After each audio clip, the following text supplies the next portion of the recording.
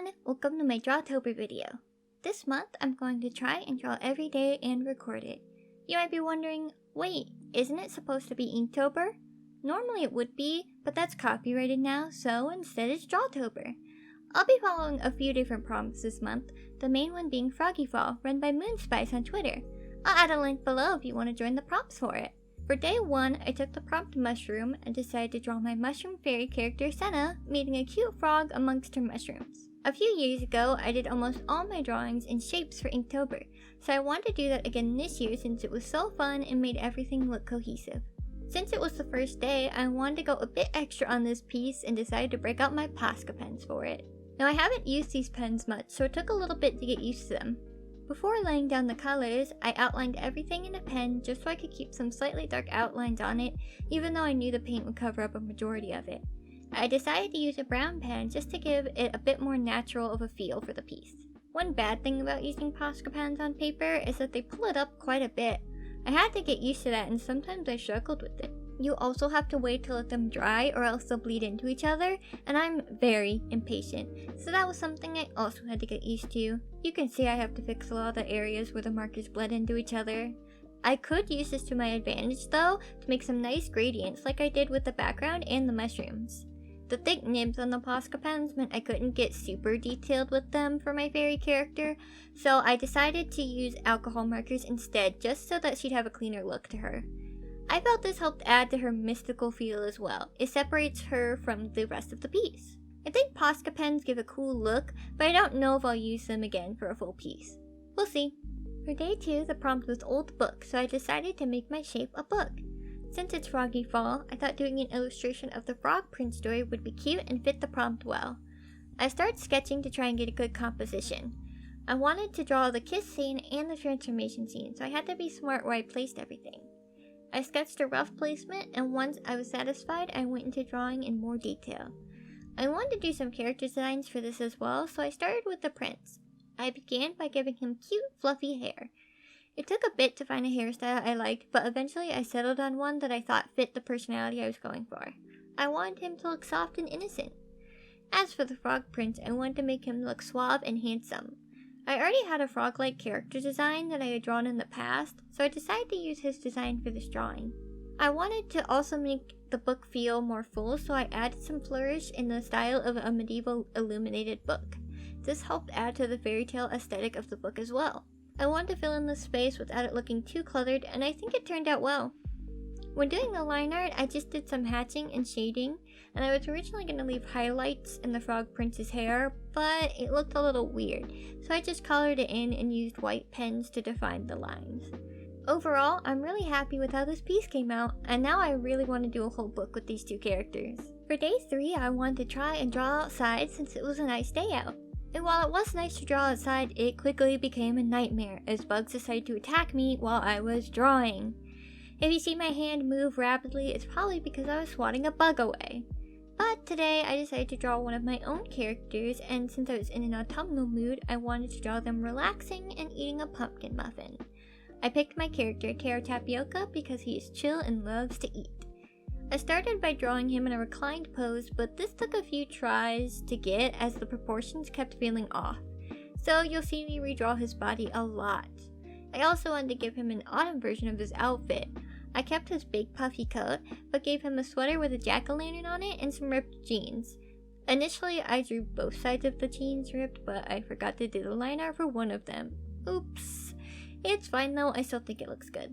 I struggled a bit with the expression too because I wanted him to look chill, but also have an open eating mouth. I got it eventually, but it took a lot of fiddling with. Once I finished lining, I did some hatching and added shading to the piece. I used a pencil to shade his skin since pens don't get the same result and can accidentally hide all of the details that I drew in the face. I lastly added some red and orange pops of color to add autumn vibe. Day 4 was back to Froggy Fall. Today's word was broomstick, so I knew I wanted to draw a froggy witch. I decided I wanted to draw 𝐭𝐫𝐻 because he's my favorite frog character. I didn't want to just draw regular 𝐭𝐫𝐻 though, so I drew chubby 𝐭𝐿𝐵 based on this cute plush I got of him. I love how big and squishy his cheeks look! I also wanted to add 𝐭𝐿𝐵's little friends, the snail and the weather doll, whose names are apparently Den Den and Teru Teru. I didn't know this before I went into it, so it was fun to learn their names. Since Drawtober looks like a little ghost too, she fits well for the Halloween themed drawing. It took a few tries before I landed on the pose of 𝐭𝐫𝐻𝐿 riding his broom through the night sky. I wanted to do a cute and fun pose that still fit with the theme well. Lighting it was a bit tricky because I wanted 𝐭𝐿𝐵 to have a black witch's hat, but also for the night sky to be black. So I had to create a small barrier of white space so the hat wouldn't get lost in the night sky.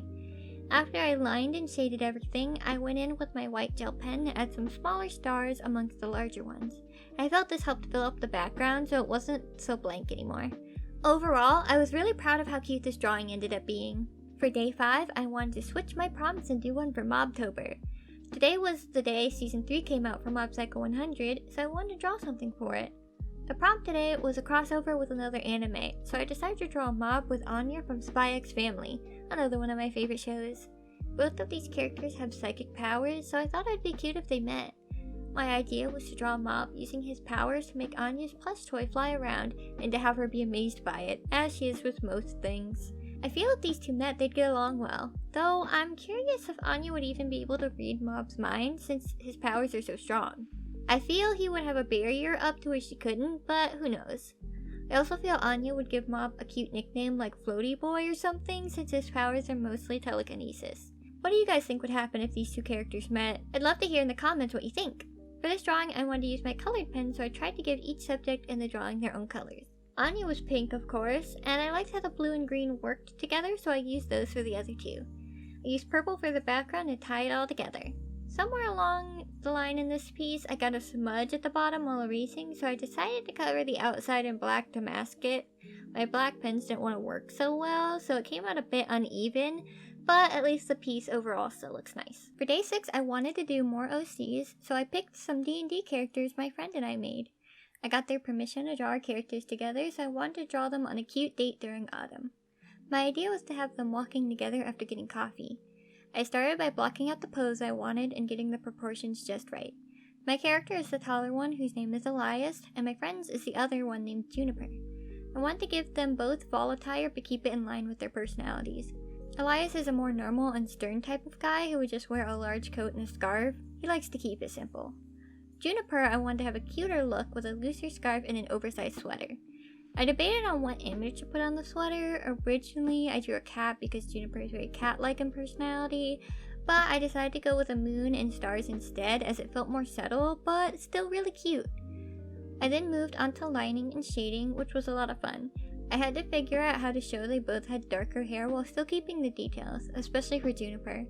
His hair had a lot of detail and I didn't want to lose it in shading, so I went for a hatching style to keep those details visible. For the background, I did an orange color to show that they're walking outside during fall. I think the hatching look from the pen gives interesting depth to the piece. For day 7, I wanted to do the Webtoons canvas prompt, which was to draw a character as an undead monster.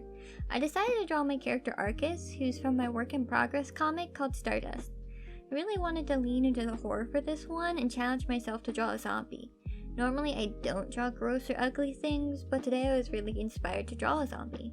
I had to look up a lot of references for this one, including poses and faces, as I don't draw zombies that often.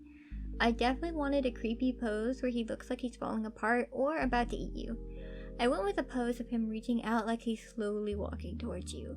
I added to the zombie details by making his clothes torn up and his body bending in ways it shouldn't. When I got to the details of his face, I tried to make it look hollow and dry as if he was slowly rotting away. I also wanted to add the classic brain showing wound that all zombies have, of course.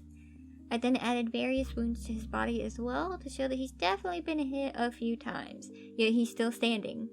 I thought having blood drip from his fingers also added to the horror as it makes it look like he's just killed someone. This prompt overall was fun to do and got me to push out of my comfort zone in terms of what I normally draw. So here are the final pieces for this week. It's been a fun challenge to try recording my traditional art as I usually do digital speed paints. So I apologize if my setup is a little weird. I hope you enjoyed watching either way. Stay tuned and subscribe to see what I draw this month as I'll be posting every week. See you in the next video!